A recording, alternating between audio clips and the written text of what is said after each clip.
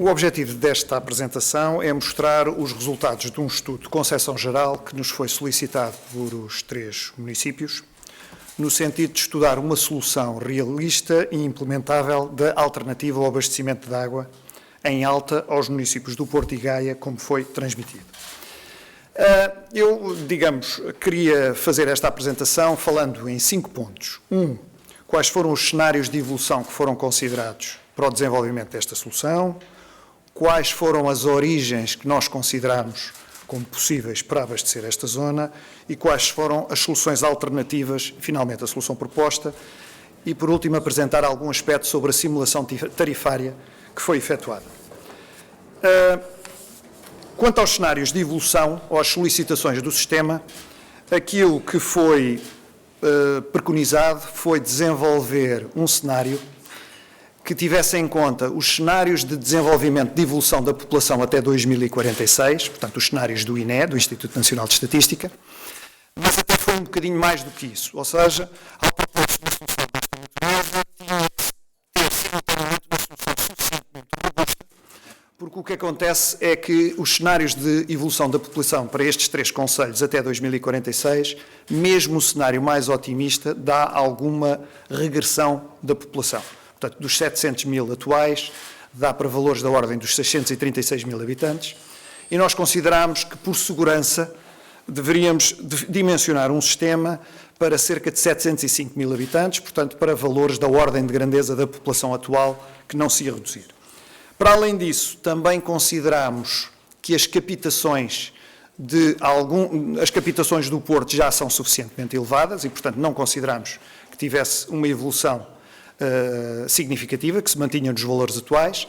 mas que as captações, quer de Vila Nova de Gaia, quer de Matosinhos, ainda podiam ter alguma evolução de crescimento. Uma outra nota que nós consideramos relevante acentuar é, também consideramos que este sistema de abastecimento poderia suportar um aumento de camas, porque é um aspecto do desenvolvimento turístico da região, que poderia da ordem dos 13.500 habitantes em termos de futuro.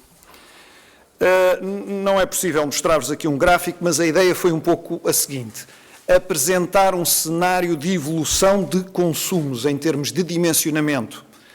que salvaguardava o desenvolvimento desta zona, mas que simultaneamente, quando fizemos os estudos de viabilidade económica e financeira para o cálculo da tarifa, não fôssemos meter no modelo esta previsão de evolução de consumos. Isto é importante porque uma maneira de estar a baixar as tarifas é dimensionar um sistema e pressupor consumos no futuro que podem não ocorrer. E, portanto, no dimensionamento consideramos esses valores, mas em termos de estudos de viabilidade económica e financeira, consideramos uma redução de consumos, porque todos estes concelhos ainda têm um grande potencial no domínio da redução de perdas e, portanto, podem no futuro até consumir menos água alta, e depois uma estagnação desde 2026 a 2046. Origens consideradas. Nós consideramos as origens de Melres, para a criação deste sistema, a origem da Foz do Sousa e a origem de Crestuma Lever. A origem de Melres foi retirada da análise que fizemos preliminarmente por estar relativamente mais afastada dos centros de consumo, apesar de ser uma boa origem, obrigava a mais 10 km de conduta do maior diâmetro deste sistema e, portanto, fazia com que as soluções fossem mais dispendiosas. A do Foz do Sousa não tinha a capacidade que nós pretendíamos para este sistema, portanto, tem valores da ordem dos 40 a 50 mil metros cúbicos dia, quando nós pretendemos uma solução da ordem dos 175 mil metros cúbicos dia e, portanto, a nossa origem é semelhante à origem atual do sistema em Alta, portanto, era a origem de Crestuma Lever. Estudámos 2 alternativas, e essas 2 alternativas essencialmente diferem, uma delas porque se desenvolve mais na margem norte, no início, outra mais na margem sul, mas a diferença de custo entre as 2 soluções é da ordem dos 5%. Portanto, quer a alternativa da margem norte, mais da margem norte no arranque, quer a da margem sul, tem obriga a cerca de 101 milhões de euros de investimento, e nós, nessa solução, optámos, obviamente, naquela que estamos a propor, como uma solução a solução da margem norte, por ser aquela que tem menor investimento. Tem a vantagem de ter menos condutas, a outra teria menos estações elevatórias, mas mesmo assim não era compensador. Quanto aos pressupostos do desenvolvimento desta solução, esta solução foi considerada em termos realistas da seguinte forma: sempre que era necessário a construção de condutas novas, porque não dispunhamos de condutas que o atual sistema das Águas do Norte tem condutas que servem mais do que estes 3 municípios, nós consideramos que essas condutas não poderiam ser adotadas nesta solução, para ter algum realismo na implementação como uma solução autónoma. Sempre que as condutas que existem das Águas do Norte eram condutas que prestavam serviço só a estes 3 municípios, o que nós preconizámos, e de acordo com as conversas tidas com os próprios municípios, foi considerado que a solução viável era reintegrar essas condutas nas soluções que nós preconizámos cá na solução que estamos a desenvolver. No final de contas, existe de facto cerca de 70 milhões de investimento em sistema novo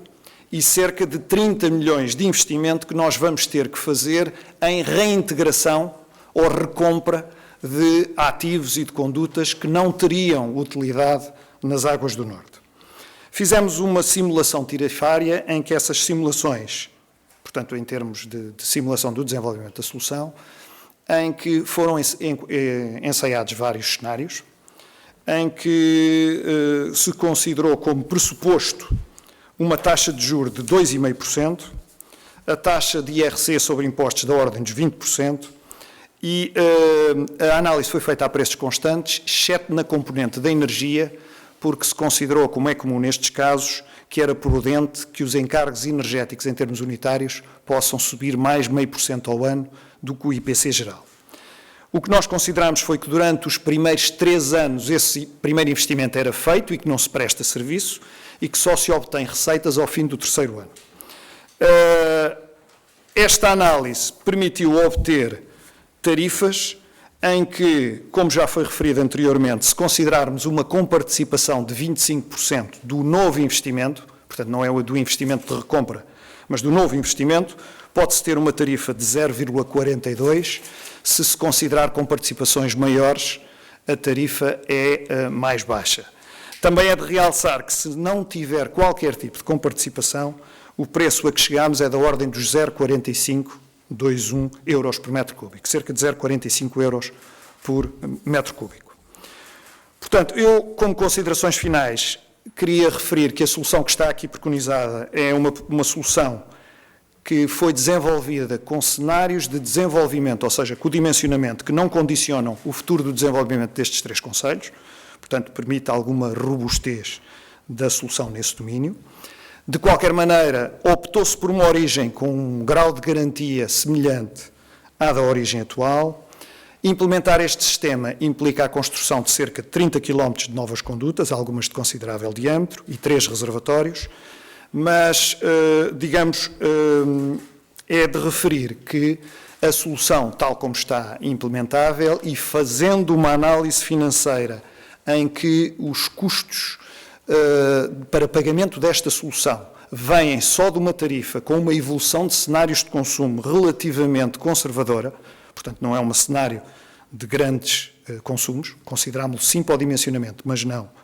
para efeitos do cálculo da tarifa, consegue um valor que, sem qualquer comparticipação, pode ser suportado economicamente com uma tarifa de 0,45 euros por metro cúbico. Cêntimos de euro. Ou 0,45 cêntimos.